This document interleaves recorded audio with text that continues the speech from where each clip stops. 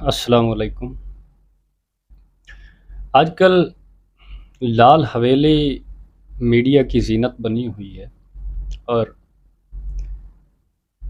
یہ لال حویلی کب بنی، کس نے بنائی، کیوں بنائی، شیخ رشید کے پاس کیسے پہنچی؟ جناب، یہ راولپنڈی کے بورڈ بازار سے گزر ہو تو لال حویلی پر نگاہیں ضرور ٹکتی ہیں، جسے شہر کی پہچان کہا جاتا ہے۔ حویلی کے سامنے برسوں سے مقیم چاچا صادق کہتے ہیں، کبھی رات کے اندھیروں میں یہاں حسن و جمال کے مدعا سراؤں کی بھیڑ لگا کرتی تھی، سر تال کی محفلیں سجتی تھیں۔ اب یہاں سیاسی شطرنج کی بساط سجتی ہے۔ لال رنگ میں رنگی یہ عمارت کس نے بنوائی؟ شیخ رشید صاحب کے پاس کب سے ہے، اور راولپنڈی کی باقی عمارتوں سے قدرے مختلف اس رہائش گاہ کی تاریخ کیا ہے؟ یہ وہ سوال تھے جن کے جواب ڈھونڈتے ڈھونڈتے ہم بوہڑ بازار جا پہنچے۔ حویلی کے آس پاس دکانوں کے تھڑوں پر بیٹھے بزرگوں سے حویلی سے جڑی داستانیں سن کر قدم محکمہ اوقاف کی جانب بڑھتے چلے گئے، جہاں موجود اہلکاروں نے کچھ کاغذات الٹ پلٹ کر بتایا کہ حویلی کے کچھ حصے جن میں مندر بھی تھا محکمے کے پاس ہیں، جبکہ ایک حصہ شیخ صاحب کا ہے۔ واضح رہے کہ پیر کی صبح راولپنڈی کے متروکہ وقف املاک نے لال حویلی کے 4 یونٹ سیل کر دیے ہیں۔ یہ چاروں یونٹ گراؤنڈ فلور پر تھے، اور محکمہ اوقاف کے مطابق ان میں سے 2 یونٹ شیخ رشید، جبکہ باقی 2 یونٹ دیگر 2 افراد کے قبضے میں ہیں۔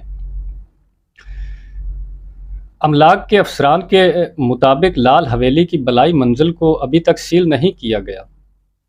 شیخ رشید نے محکمہ اوقاف اور اس ممکنہ کارروائی کے خلاف مقامی عدالت سے حکم امتناعی حاصل کر رکھا تھا، تاہم گزشتہ دنوں عدالت نے ان کی درخواست مسترد کر دی تھی۔ شیخ رشید احمد نے الزام عائد کیا ہے کہ ان کے خلاف کارروائی سیاسی بنیادوں پر کی گئی ہے۔ جیو نیوز سے بات کرتے ہوئے انہوں نے کہا کہ وہ اس غیر قانونی اقدام کے خلاف آج ہی لاہور ہائی کورٹ سے رجوع کریں گے۔ محکمہ اوقاف کی کارروائی کے دوران مقامی پولیس اور ایف آئی اے کے اہلکاروں نے لال حویلی کے سامنے لال حویلی کے سامنے موجود تھے۔ اس سے قبل ڈپٹی ایڈمنسٹریٹر متروکہ وقف املاک نے عوامی مسلم لیگ کے سربراہ کو 7 روز میں لال حویلی خالی کرنے کے لیے نوٹس جاری کیا تھا۔ ایسا ہی ایک نوٹس ان کو 2014 میں بھی ملا تھا۔ حویلی اندر سے کیسی ہے؟ کیسے ایک حویلی میں محبت کے لیے بنائی گئی راہداریاں سیاست کی بھول بھلیوں کی نظر ہوئیں؟ کیا اس سے جڑی داستان کے کرداروں کو اب بھی حویلی کے اندر جا کر محسوس کیا جا سکتا ہے؟ یہ ایک ایسی کہانی ہے جس کا تعلق اس کی ملکیت سے جڑے قانونی تنازع سے ہے۔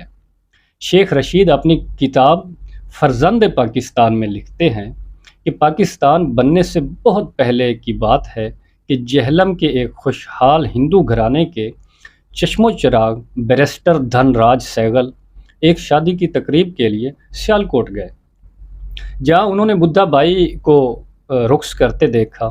دھن راج کو بدھا کے گھنگروؤں کی جھنکار اور قدر بھائی، وہ اسے دل دے بیٹھے۔ محبت کی اس کہانی نے لال حویلی کی بنیاد رکھی۔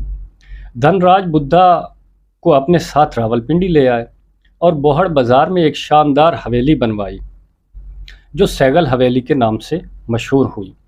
شیخ رشید اپنی کتاب میں مزید لکھتے ہیں کہ بدھا بائی مسلمان تھیں، اس لیے احترام میں دھن راج نے بدھا کے لیے حویلی کے صحن میں مسجد اور اپنے لیے مندر بنوایا۔ دونوں اپنی اپنی عبادت گاہوں میں بنا کسی خوف کے عبادت کیا کرتے تھے، مگر آج اسی مندر، مسجد اور حویلی کے درمیان کئی گھر حائل ہیں۔ آس پاس کے پرانے مکین بشمول چاچا صادق، چاچا امین اور چاچا رحمت بتاتے ہیں کہ حویلی میں آنے کے بعد بدھا صوم و صلات کی پابند ہو گئی تھی۔ آہستہ آہستہ گانا سیکھنے والوں کی تعداد کم اور بدھا سے اسلامی درس لینے والے بڑھتے گئے۔ فرزند پاکستان کے کچھ اوراق بتاتے ہیں کہ بٹوارہ ہوا تو دھن راج نے حویلی بدھا بائی کو سونپی اور خود خاندان کے ہمراہ انڈیا چلے گئے۔ بدھا یہاں اکیلی رہ گئیں۔ ادھر عدالت نے اس حویلی کو متروکہ ملکیت قرار دے دیا، جس کے بعد حویلی کے 20ویں حصے میں صرف وہی حصہ بدھا بائی کو مل سکا جو آج لال حویلی کہلاتا ہے۔ عدالت میں بدھا بائی سے جج نے کہا کہ وہ بیان دے دیں کہ وہ ہندو ہو چکی ہیں یا دھن راج مسلمان ہو چکے تھے۔ اس دوران 2 بار عدالت نے سماعت ملتوی کی کہ بدھا کو اپنا بیان دینے کے لیے قائل کیا جائے اور پوری حویلی صرف انہی کے حصے میں آئے، مگر اس نے عدالت میں کہا کہ میں یہ حویلی ملکیت کا دعویٰ تو کرتی ہوں لیکن مذہب کی تبدیلی کا بیان میں نہیں دے سکتی۔ بوہڑ بازار کی چھوٹی بڑی دکانیں اور گلیاں بھی کسی زمانے میں عمارت کے صحن کا حصہ تھیں۔ چاچا رحمت بتاتے ہیں کہ محبت اور حویلی کی تقسیم ہوئی، لیکن کرچی کرچی بدھا بائی ہو گئیں۔ محبت دور اور نشانی تقسیم ہوئی تو بدھا کا وجود بھی بکھر گیا۔ شیخ رشید بتاتے ہیں کہ اس حویلی میں چوری کی غرض سے آئے چوروں نے ان کے جوان سالہ بھائی کو بھی قتل کیا۔ طرح طرح کے لوگ انہیں اکیلا پا کر حویلی میں جھانکتے۔ لوگ سمجھتے تھے کہ وہ بہت امیر خاتون ہے جن کے پاس سونے چاندی کے زیورات ہیں، مگر دامن میں ادھوری محبت اور اس کی منقسم نشانی کے سوا کچھ نہ تھا۔ ایک رات بدھا بائی سیگل حویلی چھوڑ گئیں اور کبھی نہ لوٹیں۔ وہ کہاں گئیں، کیوں گئیں، کوئی نہیں جانتا، مگر دوبارہ سیگل حویلی میں انہیں کسی نے نہ دیکھا۔ پھر سالوں یہ حویلی ویران پڑی رہی، کیونکہ خوف کے سائے میں اسے کوئی خریدار سامنے نہ آتا تھا، کیونکہ مشہور ہو چکا تھا کہ یہ بھوتوں کی نگری ہے، یہاں جن ہیں، بھوت ہیں، پریاں ہیں، وغیرہ وغیرہ۔ شیخ رشید صاحب حویلی خریدنے کے حوالے سے بتاتے ہیں کہ کافی عرصہ گمنامی میں رہنے والی سیگل حویلی کو کشمیر سے آئے ایک خاندان نے 2,18,000 میں خریدا۔ پھر خریدنے والے نے شیخ رشید کو 5.5 لاکھ میں حویلی بیچ دی۔ یوں سیگل حویلی کوڑیوں کے بھاؤ خرید لی گئی۔ حویلی کو شیخ رشید نے سیاسی سرگرمیوں کا مرکز بنا دیا۔ کئی ممتاز سیاستدانوں کو دعوت سخن دینے والی بالکنی بھی توجہ کا مرکز رہی۔ اس بالکنی میں نواب زادہ نصر اللہ، نواز شریف اور الطاف حسین جیسے سیاستدانوں نے عوامی اجتماعات سے خطاب بھی کیا۔